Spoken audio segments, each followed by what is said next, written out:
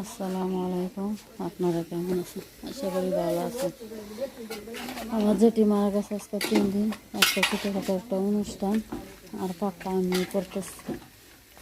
সবাই বলতেছে আমিও পাক করতাম, না আমি পাক করতেছি। আপনারা দোয়া করবেন আমার যেটির জন্য।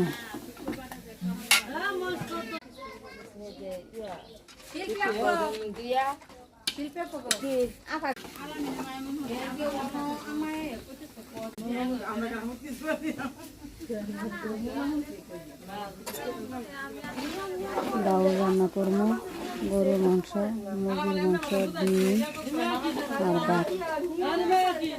10-15টা হেঁটে পোলাপান করবে। গরুর মাংস দোয়া করে রান্নাটা যাতে ভালো সবাই খেয়ে প্রশংসা করতে পারে। এদিকে আমার মেয়েটা খুব বিরক্ত করতেছে, এরকম ফাড়া থুইয়া যায় রান্না করবো আমি।